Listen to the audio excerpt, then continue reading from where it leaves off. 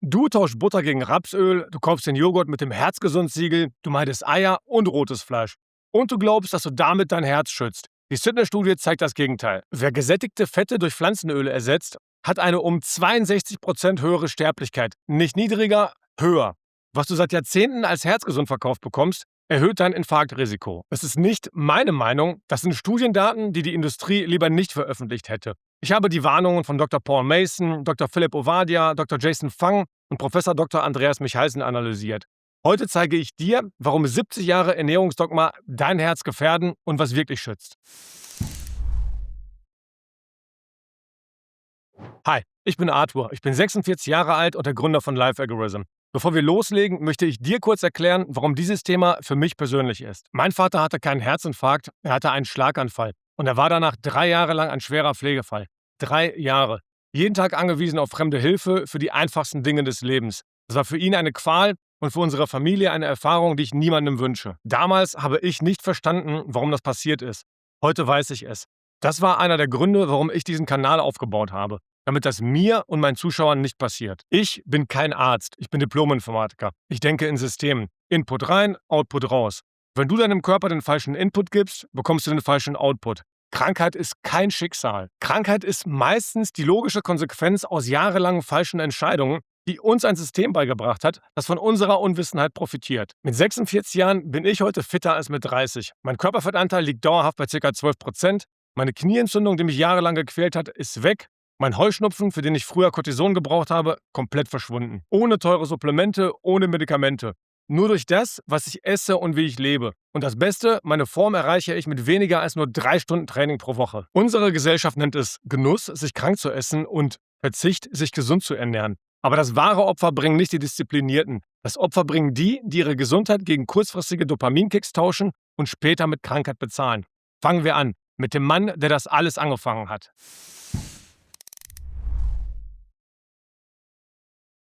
Wir schreiben das Jahr 1955. US-Präsident Dwight Eisenhower erleidet einen Herzinfarkt. Amerika ist in Panik. Die Frage, die das Land beschäftigt: Was hat ihn krank gemacht? Ein Ernährungswissenschaftler namens Ancel Keys hat eine Antwort parat. Fett, sagt er. Gesättigtes Fett verstopft die Arterien. Er hat Daten aus 7 Ländern, die das belegen. Nur eine Kleinigkeit hat Keys nicht erwähnt.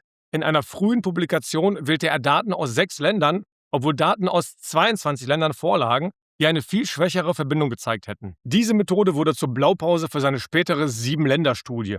Keys hat die unbequemen Daten aus dem Raum geschafft und trotzdem gewonnen. Was danach passierte, ist eine der erfolgreichsten PR-Kampagnen der Geschichte. Keys war ein Medienprofi. Er erschien auf dem Cover des Time Magazine, da er die richtigen Beziehungen hatte. Innerhalb weniger Jahre hatte er die gesamte Ernährungswissenschaft umgebaut, nach seinem Bild. Das Ergebnis dieser wissenschaftlichen Rosinenpickerei kennen wir alle. Fett ist böse, Cholesterin ist der Feind, Butter ist gefährlich. Diese These wurde zur Weltdoktrin. Die Deutsche Gesellschaft für Ernährung, kurz DGE, folgt ihr bis heute. Noch heute empfiehlt die DGE, dass mindestens 50% deiner täglichen Kalorien aus Kohlenhydraten kommen sollten. Brot, Nudeln, Reis, Getreide. Das sind die Grundlagen der offiziellen Ernährungspyramide. Für einen Menschen, der 8 Stunden am Schreibtisch sitzt und sich kaum bewegt, ist das keine Ernährungsempfehlung. Das ist langfristig ein Rezept für einen Herzinfarkt. Es ist kein Irrtum mehr. Das ist institutionelles Versagen. Und es kostet Menschen das Leben. Und wer hat von diesem Irrtum profitiert? Die Lebensmittelindustrie. Denn wenn Fett böse ist, braucht man Ersatz. Fett runter, Zucker und Kohlenhydrate rauf.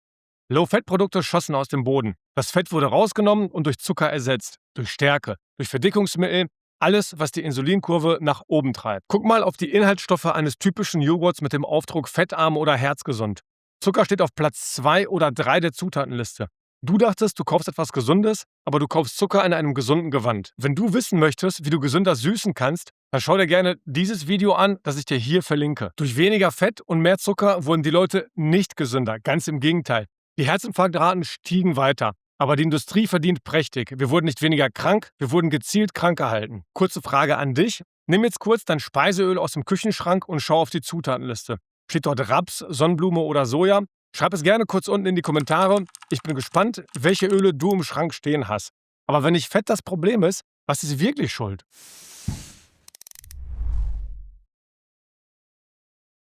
Lass mich dir eine Zahl nennen, die mich umgehauen hat, als ich sie das erste Mal gehört habe. 75% aller Herzpatienten in Europa haben Typ-2-Diabetes oder eine Vorstufe davon. Nicht 7%, nicht die Hälfte, 3/4. Der irische Biochemiker Ivor Cummins hat diese Daten jahrelang analysiert. Alle Studien, die ich hier im Video nenne, findest du übrigens wie immer in der Videobeschreibung. Hier ist sein Fazit. 3 von allen Herzpatienten in Europa waren Typ-2 Diabetiker. Und wie ich und Dr. Gerber und andere betonten, haben sie nicht einmal ihr Insulin getestet. Und das ist der früheste Labortest für Typ-2 Diabetes. Insulinresistenz. Das ist der echte Feind. Was bedeutet das? Wenn du zu viel Zucker und zu viele raffinierte Kohlenhydrate isst, muss dein Körper immer mehr Insulin produzieren, um den Blutzucker zu senken. Mit der Zeit reagieren deine Zellen nicht mehr darauf. Du brauchst immer mehr Insulin für den gleichen Effekt. Das ist Insulinresistenz. Und sie ist das Modell des beschleunigten Alterns. Insulinresistenz schädigt deine Blutgefäße, sie erzeugt chronische Entzündungen, sie treibt deinen Blutdruck hoch und sie oxidiert dein LDL.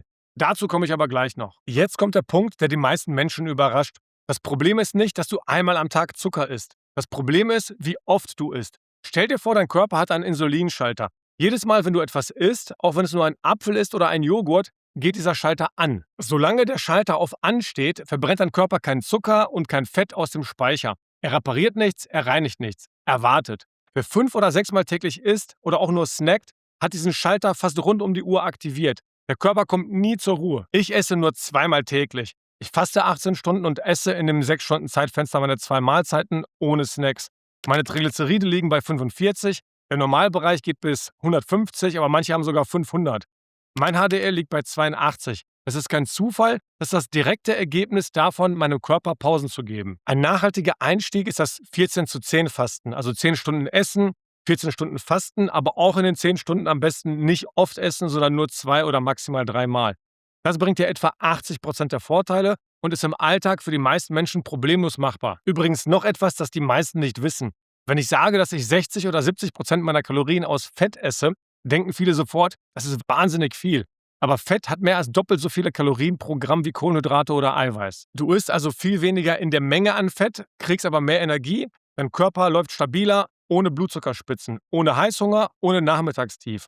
Es gibt aber noch andere Täter, die das Herzinfarktrisiko erhöhen. Und um die geht es jetzt.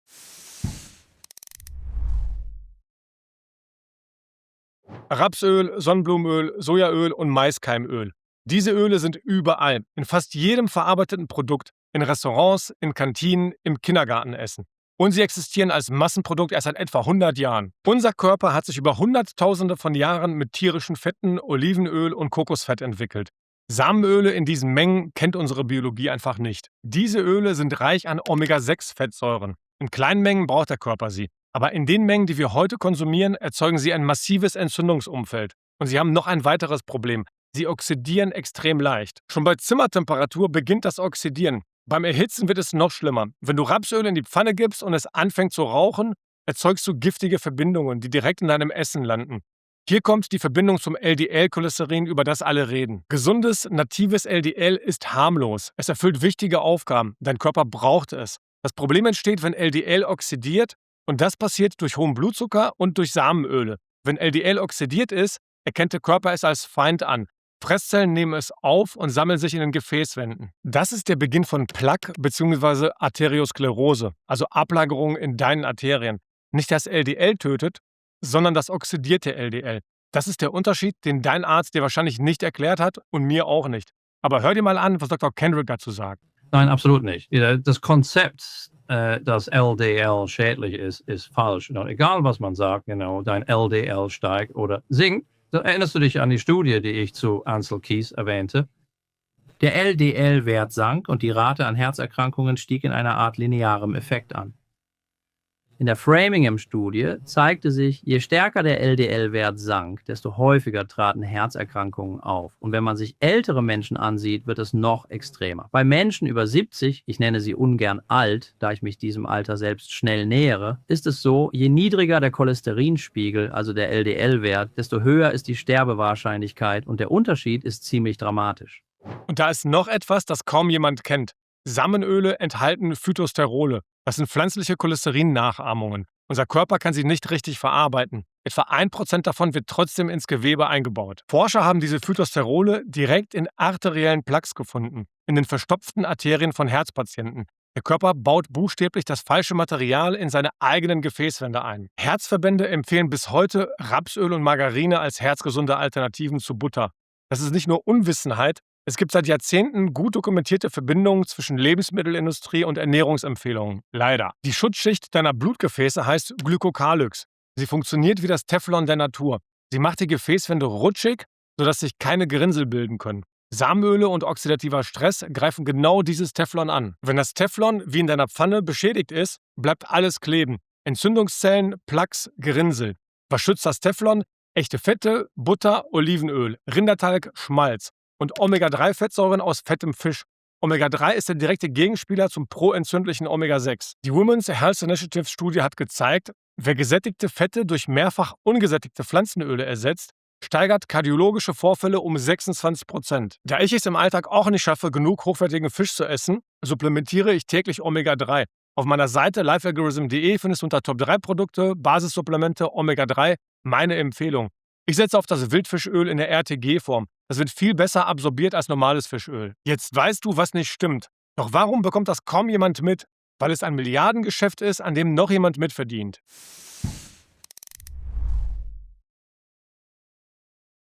Cholesterinsenker bzw. auch Statine genannt, sind die meistverkauften Medikamente der Welt. Jedes Jahr werden Milliarden damit verdient. Das Versprechen, sie senken dein LDL und schützen dich vor dem Herzinfarkt. Die Realität ist aber eine andere. Der britische Kardiologe Dr. Asim Malhotra hat bei Joe Rogan vor einem großen Publikum die entscheidende Frage gestellt, aber Sie selbst. Wenn Sie nach einem Herzinfarkt 5 Jahre lang ein Statin einnehmen, wie viel glauben oder hoffen Sie, würde das in diesem 5-Jahres-Zeitraum zu Ihrer Lebenserwartung beitragen? Sie haben buchstäblich einen Herzinfarkt überlebt, richtig? Und jetzt bekommen Sie diese Pille, bei der Ihr Arzt Ihnen sagt, damit dürfen Sie niemals aufhören. Sie wird Ihr Leben retten. Wie viel würden Sie sich erhoffen, dass sie in diesem Zeitraum von 5 Jahren zu Ihrer Lebenserwartung beiträgt? Wissen Sie, wir können schrittweise. 25%, 30%. Ja, okay, also ein paar Jahre. Etwa ein paar Jahre mehr. Ja? Willst du die Antwort? Ja. Knapp über 4 Tage. 4 Tage bei 5 Jahre Einnahme. 4 Tage Lebensveränderung. Das ist der Durchschnitt über alle Patienten. Manche profitieren mehr, aber viele gar nicht. Und das sind die Zahlen aus klinischen Studien selbst. Falls du dieses Video gerade auf deinem Handy schaust, nutze jetzt gerne die Hype-Funktion unter dem Video. Das ist wie ein Super-Like und hilft, dass diese Information mehr Menschen erreicht, die sie wirklich brauchen. Aber es kommt noch schlimmer. Statine blockieren nicht nur die Cholesterinproduktion, sie blockieren den Mevalonatpfad, einen grundlegenden Stoffwechselweg im Körper. Stell dir einen Baumstamm vor. Statine sägen nicht einen Ast ab, sie fällen den ganzen Stamm.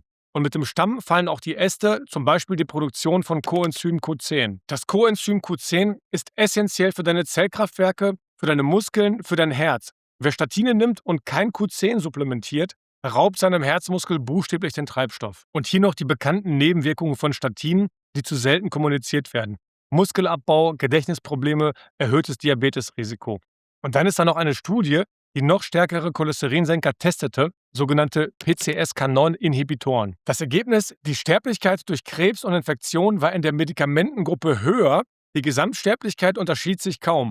Die Industrie jubelte trotzdem, weil Herzinfarkte leicht zurückgingen. Falls du mehr über Cholesterin wissen möchtest, schau dir gerne mein Video zu dem Thema an, das ich dir hier verlinke. Ich sollte auch Statine nehmen, weil mein LDL erhöht ist, aber ich nehme keine Statine. Mein Herzrisikoprofil ist besser als bei den meisten 30-Jährigen. Nicht, weil ich ein Medikament nehme, sondern weil ich die Ursache bekämpfe, nicht das Symptom. Die Pharmaindustrie verdient ihr Geld mit Dauermedikation, nicht mit Heilung. Das ist kein Vorwurf, das ist ein Geschäftsmodell. Und du solltest das wissen. Genug über das, was nicht funktioniert. Jetzt geht es darum, was wirklich hilft.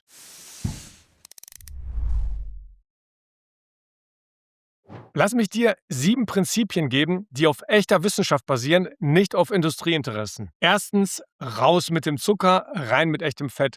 Die Minnesota-Studie und die Sydney-Studie haben gezeigt, wenn du gesättigte Fette durch Samenöle ersetzt, sinkt zwar dein Cholesterin, aber deine Sterblichkeit steigt. Butter, Eier, Fleisch, Schmalz, diese Lebensmittel sind seit Jahrtausenden Teil menschlicher Ernährung. Dein Körper kennt sie und kann sie verarbeiten. Auch die DGE hat hier versagt. In ihren Empfehlungen von 2024 wurde Butter auf 10 Gramm täglich reduziert, Fleisch auf maximal 300 Gramm pro Woche, während pflanzliche Öle und Getreide weiter im Mittelpunkt stehen. Das Pikante daran, die DGE gibt selbst zu, dass Umwelt- und Klimaziele zu 30% in die Berechnung eingeflossen sind. Deine Gesundheit macht nur 30% bei der DGE aus. Ernährungsexperten wie Prof. Dr. Ulrike Kämmerer haben diese Empfehlungen öffentlich als nicht evidenzbasiert kritisiert. Zweitens, Samenöle raus aus der Küche. Ersetze Raps-, Sonnenblumenöl und Sojaöl durch Butter, Olivenöl, Kokosöl oder Schmalz. Das ist eine der wirkungsvollsten Veränderungen, die du sofort machen kannst. Schau auch auf die Zutatenliste deiner Fertigprodukte. Wenn dort Pflanzenöl steht, leg es zurück. Drittens, aufhören zu snacken und anfangen zu fasten. Dein Insulinschalter braucht wirklich Pausen. 14:10 ist ein guter Einstieg. Langfristig empfehle ich aber 16:8 oder wie ich 18:6. Nach 12 bis 14 Stunden Fasten fängt dein Körper an, wirklich zu reinigen und zu reparieren. Das ist die Autophagie. Die Autophagie ist dein internes Wartungsprogramm. Die Global Burden of Disease Studie hat gezeigt, eine Ernährungsumstellung kann auch ab 60 Jahren noch bis zu 8 zusätzlich gesunde Lebensjahre bringen. Viertens, richtig Sport treiben. Nicht mehr, sondern klüger. Ich trainiere nur 5-mal pro Woche, einfach 30 Minuten intensives Krafttraining, nicht mehr. Das sind weniger als 3 Stunden pro Woche. Die meisten Menschen schauen täglich 3 Stunden auf ihr Smartphone. Und ein wichtiger Hinweis für alle über 60, dauerhaftes Joggen im anaeroben Bereich, also wenn du nicht mehr reden kannst, ist für dein Herz keine Medizin. Es ist eine Belastung. Stell dir vor, du fährst auf der Autobahn, hast aber versehentlich den ersten Gang eingelegt und drückst das Gaspedal voll durch. Der Motor überhitzt. Genau das passiert mit deinem Herzen beim falschen Ausdauertraining. Also besser Nordic Walking oder zügiges Gehen. Ein Sprechtest, du kannst dich dabei noch mühelos unterhalten, ist für dein Herz deutlich effektiver. Fünftens, die richtigen Werte kennen. Hör auf, dich auf das LDL zu fixieren. Das allein sagt kaum etwas aus. Lass zusätzlich folgende Werte messen. Fasteninsulin zeigt dir, wie gut dein Körper noch auf Insulin reagiert. CRP, der Entzündungsmarker. Triglyceride und HDL. Das Verhältnis dieser beiden Werte ist ein viel besserer Herzrisikoindikator als LDL. Und wenn du es wirklich wissen möchtest, ein CRC-Scan, also ein Calcium-Score deiner Koronararterien, zeigt dir, wie viel Plaque bereits vorhanden ist, wie ich auch in meinem Video zum Thema Arteriosklerose erkläre. Und sechstens, hör auf, Salz zu verteufeln. Das wird dich überraschen. Mehrere große Studien, die NHANES-Daten, die Intersalt-Studie, ein Cochrane-Review zeigen, Menschen mit der geringsten Salzaufnahme haben das höchste Herzerkrankungsrisiko. Eine salzarme Ernährung erhöht Stresshormone wie Renin, Aldosteron und Adrenalin. Echtes, unverarbeitetes Salz ist kein Feind. Ich verwende täglich Natursteinsalz, ohne Rieselhilfen, ohne Jodzusatz.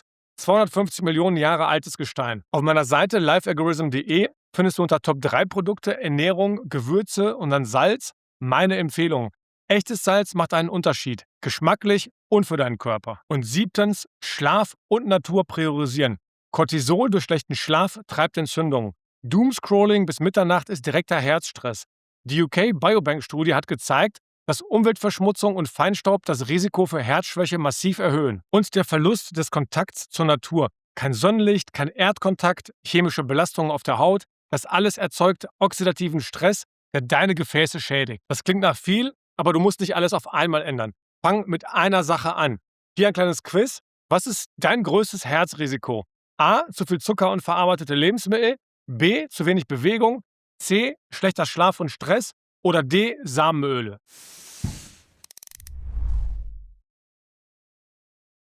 Lass uns kurz zusammenfassen, was wir heute gelernt haben. Erstens, die Cholesterinlüge begann mit Ancel Keys und einer gefälschten Studie. Sie hat uns 70 Jahre lang in die falsche Richtung geführt und führt es immer noch. Die 7-Länder-Studie war der Startpunkt und sie war manipuliert. Zweitens, der eigentliche Treiber von Herzinfarkten ist Insulinresistenz, verursacht durch Zucker, raffinierte Kohlenhydrate und zu viele Mahlzeiten. 3/4 aller Herzpatienten in Europa haben Diabetes oder eine Vorstufe davon. Drittens, Samenöle oxidieren LDL und zerstören die Schutzschicht deiner Gefäße. Die Minnesota-Studie und die Sydney-Studie beweisen es. Samenöle erhöhen die Sterblichkeit, auch wenn sie Cholesterin senken. Viertens, Statine verlängern das Leben nach einem Herzinfarkt im Schnitt um 4 Tage und haben erhebliche Nebenwirkungen, die kaum kommuniziert werden. Fünftens, du kannst dein Herzrisiko aktiv senken durch echte Ernährung, intelligentes Fasten, kurzes intensives Training und die richtigen Laborwerte. Wenn du heute nur eine einzige Sache aus diesem Video mitnimmst, lass dein Fasteninsulin messen, nicht LDL, Fasteninsulin. Das ist der ehrlichste Indikator für dein echtes Herzrisiko. Bevor ich heute aufhöre, ein kurzer Hinweis. 65% der Menschen, die diesen Kanal regelmäßig schauen, haben noch nicht abonniert. Wenn dir dieses Video etwas gebracht hat, dann abonniere jetzt kostenlos den Kanal, damit du kein Video verpasst, das deiner Gesundheit helfen könnte. Und wenn du den YouTube-Kanal aktiv mitgestalten möchtest, im Life Algorithm Telegram-Kanal stimmen wir gemeinsam ab, welche Themen als nächstes kommen, komm gerne dazu. Wie immer möchte ich mein Video mit einem Zitat zum Nachdenken beenden. Die größte Gefahr für unsere Gesundheit ist nicht das Unbekannte. Es ist das Bekannte, das wir für wahr halten, obwohl es falsch ist. Mark Twain. Bleib kritisch, bleib gesund und fang an. Peace out.